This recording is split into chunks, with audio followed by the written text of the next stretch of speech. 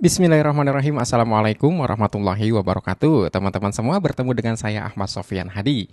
Kali ini teman-teman, saya ingin membahas tentang self talk.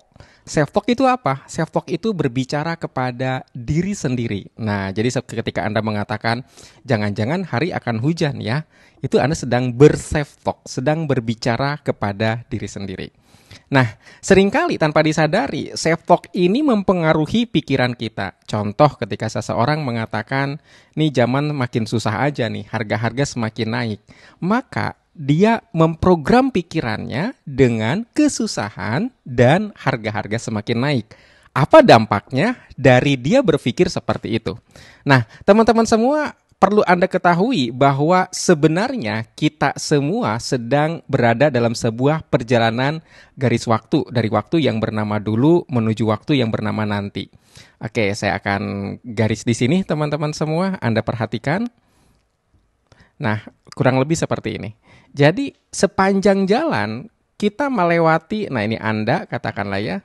Oke, Anda sudah melewati garis yang bernama dulu atau titik yang bernama dulu dan Anda sedang berjalan menuju ke nanti. Faktanya begini, kenyataannya begini. Masa depan itu misteri, setuju nggak? Apa yang akan terjadi di masa depan kita tidak tahu. Benar teman-teman semua? Anda tidak bisa memprediksi masa depan. Oke, Anda tidak bisa memprediksi masa depan. Dalam pengertian, di masa depan akan terjadi begini, begini, begini.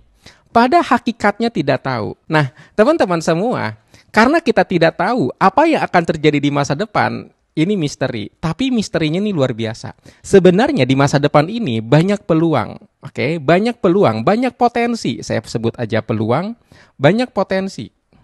Oke, banyak kemungkinan, setuju nggak? Banyak kemungkinan. Apakah saya di masa depan akan menjadi seseorang yang titik-titik? Ya wallahu alam juga gitu ya. Apakah saya akan jadi orang kaya? Apakah saya akan jadi miliarder? Apakah saya akan menjadi orang terkaya nomor satu dunia? Wallahu alam. Peluangnya banyak, potensinya banyak. Sehingga teman-teman semua, inilah kesempatan kita memperbaiki hidup. Yaitu manakala kita di hari ini, di detik ini tidak baik, maka sebenarnya potensi untuk baik di masa depan ini luar biasa terbuka. Tapi yang menarik, ketika self-talk seseorang mengatakan hidup ini susah, perhatikan, self-talknya mengatakan hidup ini susah. Maka tanpa disadari dia mengumpulkan program susah, gambaran susah di pikiran. Sehingga sama seperti seseorang yang mengatakan aku suka mobil Honda Jazz warna merah. Di jalanan dia menemukan Honda Jazz warna merah. Bukan berarti mobil-mobil lain tidak ada atau produksinya berkurang atau populasinya berkurang, enggak. Tetapi dia fokus kepada Honda Jazz warna merah. Atau sederhananya, pernah nggak Anda? Anda lagi main handphone, pegang handphone, lalu tiba-tiba anak Anda manggil dan Anda tidak sadar.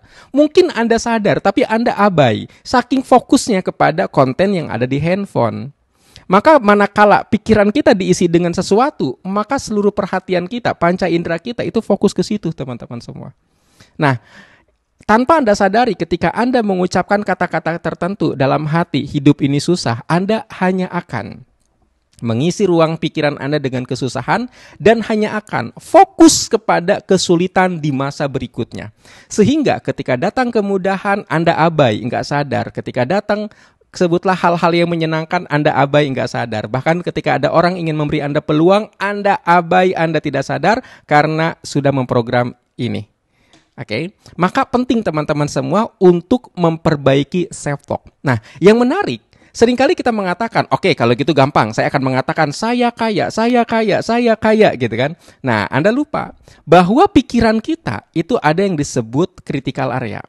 Jadi ketika Anda mengatakan saya kaya, pikiran akan masuk nih satu program, saya kaya. Critical area itu akan menyaring, benar nggak nih seseorang ini dirinya merasa kaya? Kalau ternyata tidak, dia dikonfirmasi ke pusat, ke program pikiran, ternyata tidak misalkan. Ya ketolak. Makanya seringkali sebuah kalimat afirmasi, misalkan saya kaya. Anda semangat di awal tapi akhirnya malas juga. Siapa di antara Anda yang pernah mengerjakan bisnis MLM? Semangat di awal, oh yes, lama-lama malas. Kenapa? Karena Anda semangat ketika melihat contoh-contoh di depan panggung yang luar biasa, setelah itu kok ngerasa malas ya gitu kan. Ngerasa ternyata aku tidak di situ atau tidak begitu, kurang lebih begitu. Nah, itu karena memang sugestinya belum masuk ke dalam program pikiran. Nah, perhatikan begini teman-teman semua. Perhatikan begini. Ketika kalimatnya diubah, saya kaya, itu ditolak. Oke. Tapi kalau seandainya saya ganti, saya berproses kaya. Perhatikan. Jadi saya menggunakan kata berproses. Maka kata ini diterima. Coba cek. Indikasi diterima ditolaknya apa? Ketika Anda merasa nyaman. Contoh, saya kaya, saya kaya, saya kaya. Ganti dengan kata-kata, saya berproses kaya, saya berproses kaya. Coba cek ke dalam hati Anda, mana yang paling nyaman. Nah, yang menarik teman-teman semua, indikasi bahwa pikiran menerima atau pikiran menolak ternyata dari perasaan. Nah, contoh yang paling konkret nih ya. Seseorang ditagih sebutlah harus ada duit besok 500.000. Ya kalau emang saat itu nggak ada mah nggak ada aja gitu ya. Mau gimana pun sekedar 500.000 ya lah kecil banget. Tapi kalau nggak ada mah nggak ada aja gitu ya. Siapapun kalau nggak ada ya nggak ada aja. Oke lah, Allah maha besar, Allah maha kaya. Itu sugesti yang masuk ke pikiran. Tapi rasa takut itu menyabotase sugesti itu. Bener nggak? Anda mengatakan insya Allah besok ada, ya Allah pasti ada, pasti ada, pasti ada. Enggak, tetap perasaan menyabotase Anda. Dengan kata lain sebenarnya self talk itu mesti tanda kutip direstui perasaan. Maka sebenarnya kalau kita ingin memperbaiki self talk, kita harus memperbaiki perasaan-perasaan kita dulu teman-teman semua. Tapi menariknya ini nggak instan, ini berproses.